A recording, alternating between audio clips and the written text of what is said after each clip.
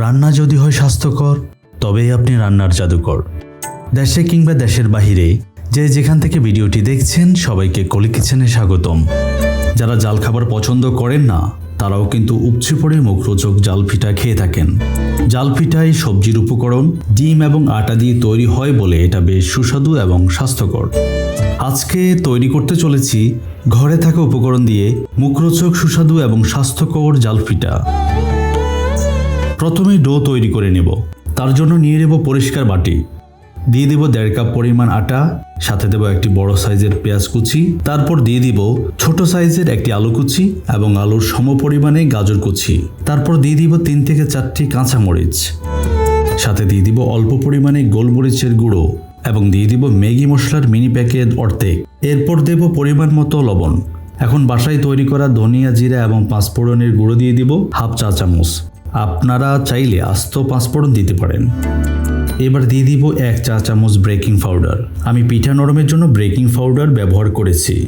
আপনারা মসমসে খেতে চাইলে 1 টেবিল চামচ কর্নফ্লাওয়ার দিতে পারেন। এখন সাথে দেব 1 চা চামচ রসুন বাটা এবং 1 চা চামচ আদা বাটা।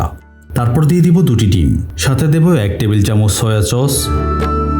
হ্যান্ড হুইস্ক দিয়ে ভালোভাবে মিশিয়ে নেব। সাথে 1/2 কাপ পানি দিয়ে লিকুইড ডো তৈরি করে নেব। এই দেখুন লিকুইড ডোটি তৈরি করে নিয়েছি। এখন চুলায় বসিয়ে নিলাম একটি প্যান। এবার গরম হয়ে আসলে দিয়ে দিব পরিমাণ মতো তেল। তেল গরম হওয়ার জন্য অপেক্ষা করছি। এর মাঝে আপনাদের সাথে শেয়ার করব আজকের উপকরণ নিয়ে স্বাস্থ্যকথন।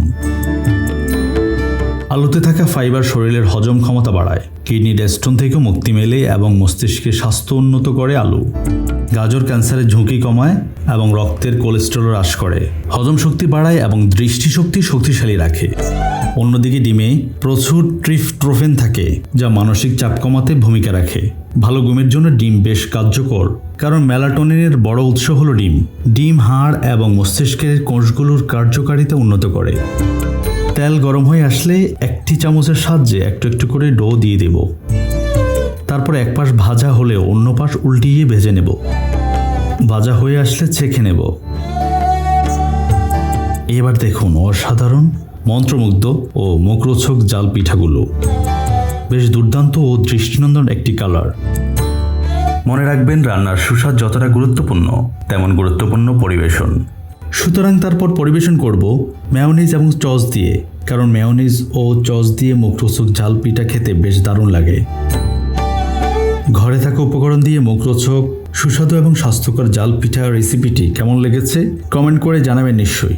সাথে স্বাস্থ্যকর ও সুস্বাদু রান্নার ভিডিও দেখতে কলি কিচেন চ্যানেলটি সাবস্ক্রাইব এবং পেজটি ফলো করার বিনীত অনুরোধ রইল।